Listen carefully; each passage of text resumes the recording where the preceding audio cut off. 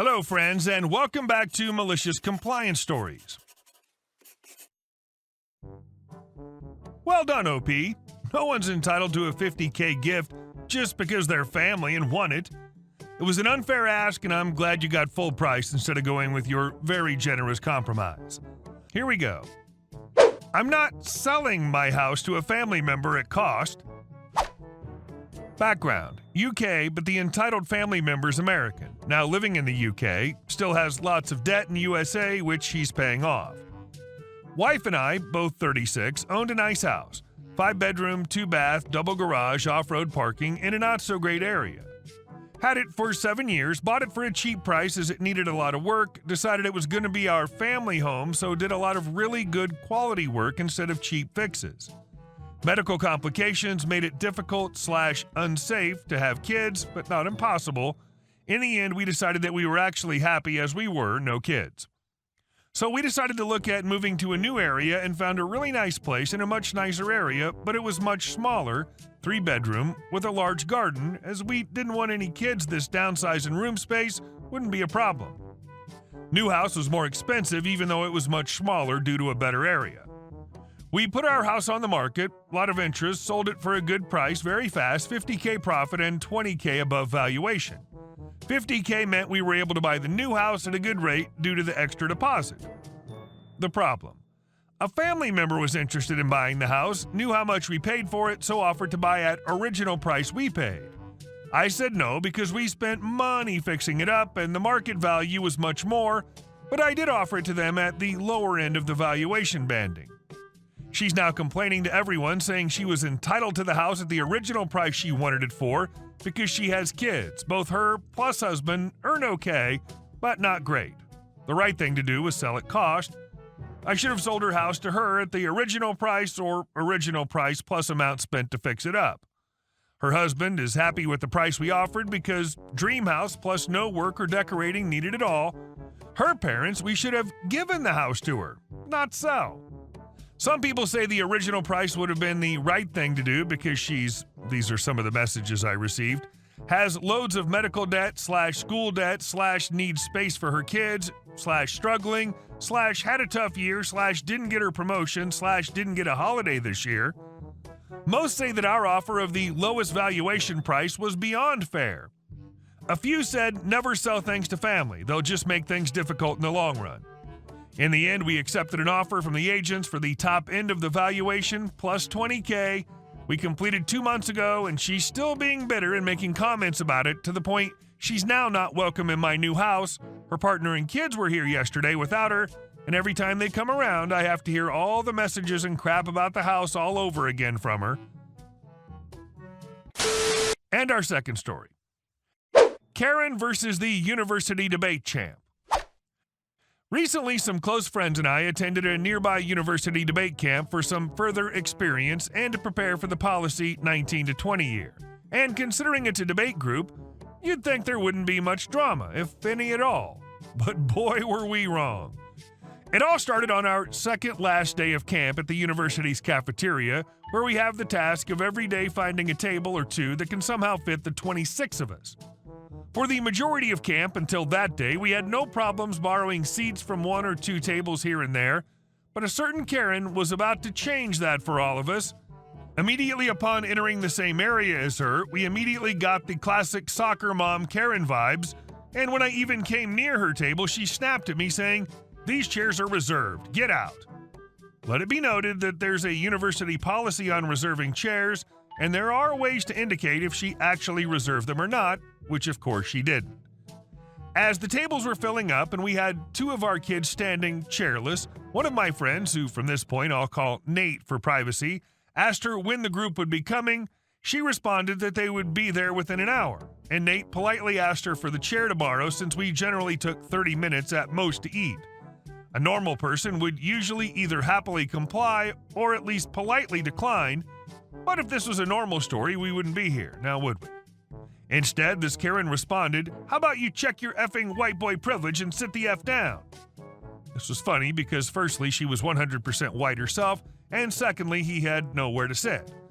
Obviously taken aback, he just finds another table somewhat far away from the rest of us and Karen continued to heavily police the table. A few minutes later, another friend, who I'll call Ethan, comes over, fully unaware of the situation at hand, walks over to Karen and politely asks her for a chair. She responds with her typical angry snappiness and snares Ethan down with a death stare of a woman who has spoken to 1,000 managers. When Ethan points her out on this creepy staring, she goes absolutely ape crap at this point and explodes on Ethan. "What group are you with? Where's your coach? You're coming with me for harassment." Ethan, being less passive than Nate, engages with her, calling her out on her ridiculousness. Also during this time, 2 unrelated college students and a cafeteria janitor all try to intervene, asking her questions like, "Do you know these kids, and why are you getting so angry? They're just some dumb kids." At this point, Karen goes beyond nuclear and drags Ethan and Nate to the university office and literally files a harassment claim on these 15-year-old teens. This is where she made her fatal mistake and our petty revenge begins. In the office, a university cop was called to talk to Nate, Ethan, and Karen, where she proceeds to make preposterous claims about them and says there are witnesses. One by one, we strike her arguments down with proof, true policy, debate style, using our nerdy but terminology on witnesses and evidence, and actually get witnesses to testify to her craziness. At this point, she's getting flustered and angry and tries to play the sympathy card, but we effectively destroy that. At this point, the police actually end up turning on her, and she ends up getting a harassment charge. After that, our debate group chat exploded with messages just clowning on Karen, such as "soccer mom destroyed" and "Karen for prison." In the end, the moral of the story is, if you're going to mess with a group of teens, make sure they aren't the advanced policy debate team, because we will win. Some people are so entitled they think others will lie for them to get others in trouble. And our next story. No, Karen, you don't own the neighborhood. My girlfriend and I recently moved into a new apartment in one of the better neighborhoods in my country. We have an abandoned house out back owned by the landlord's brother, and the house has a dock that the tenants of my apartment complex are able to use whenever. So we've had a couple of run-ins with random people at this point. My friends, Black, have been waiting in their car for me and been approached by this one, Karen, asking them what they're doing here and how this is private property, and if they don't move, she's going to call the police. For context, she doesn't live in this area, and it's private property, but more on that later. I walk outside while they're talking and call them into my apartment without ever acknowledging the Karen's existence. Nothing else came of that, but just to preface the next bit, I felt that first encounter was important. That happened a few months ago, and today, just 20 minutes ago now, I run into this woman again.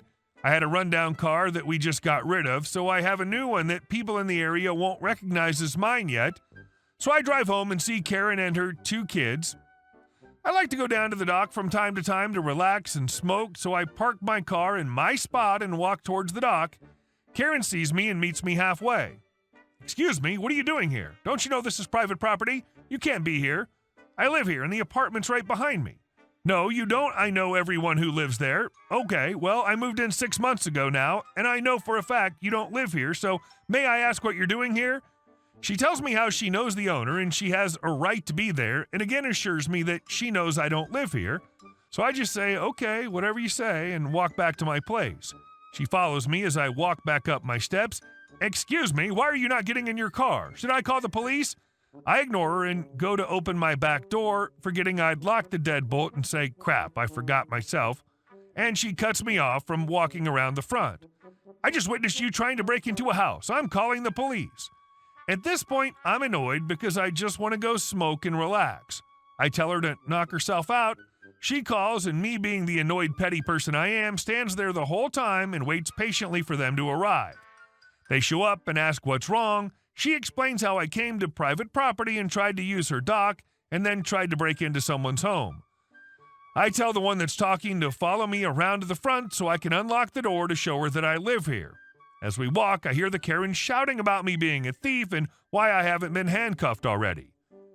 We walk around the front and I unlock the door. It's a straight walk from my front to back door, so I walk through and show the officer I do in fact live here. I open the deadbolt and slowly open the door with the biggest grin on my face as the Karen just stares and goes red. She shouts at the officer that I must have done something to get in. The officer laughs her off and talks to his partner. After a few minutes, they tell her to go back to what she was doing, as I obviously should be here. I point out in this moment that EM doesn't live here, and the only places besides my complex is abandoned, and I know who the owner is. Her and the officers walk back to her car by the dock steps about 50 feet away. I can't hear anything, obviously, so bummer there. After about 10 minutes, the cops leave, and a few minutes after that, I hear a car speeding down the road and a loud "F you" as it goes past. Don't you realize who she is? How dare you trespass when she's busy trespassing? And our last story. HOA effing Karen. The HOA is the effing curse of modernity. I bought a lot, and I never signed up to be part of their voluntary association. Several other neighbors are not HOA members either because it's voluntary, as I mentioned, not mandatory. We've been harassed because of false lies, received threatening letters, had state inspectors show up claiming to have received false complaints about us burning household trash, investigated us, and ultimately found 0 violations. We just bought 2 adjacent vacant lots next to us to build a store building. Everyone else in the neighborhood has giant stores, but we were threatened not to build any or they would seek legal recourse. On the same day last week that we were warned about building a store, a state inspector came in and made anonymous complaints, followed by a string of lies, and these false complaints were endorsed by my association of lying, hateful, old a-holes. The next day, I caught the head of the HOA and all her bingo-playing friends harassing the neighbors by making a giant pile of trash out of household junk on a vacant lot owned by the head of the HOA. I ruthlessly drove by, took video and pictures of the trash pile, and sent an email to the state inspectors. When Karen saw me driving, she started yelling, "You B! I'm running this effing neighborhood, and I'm going to make sure you can't live here anymore." I came with proof, they came with lies. And a tape that'll cheer me and my husband up on a cold fall evening. One of her a-hole neighbors is building a giant store building right across the street from the head of the HOA, but we get letters threatening not to build or else? My husband said a neighbor somewhere in our neighborhood said, "Do what I did, crumple them up and throw them in the trash. All they can do is send scary threats, but they can't legally do crap because we're not part of the association." So I checked with my lawyer and took a document confirming that my property is in no way related to the HOA, and then asked him to send them a cease and desist order. I also asked the lawyer to prepare a lawsuit for harassment by the HOA. After all, this is my land. I hope Karen Hey guys, thank you all for watching the video. I'll see you in the next one.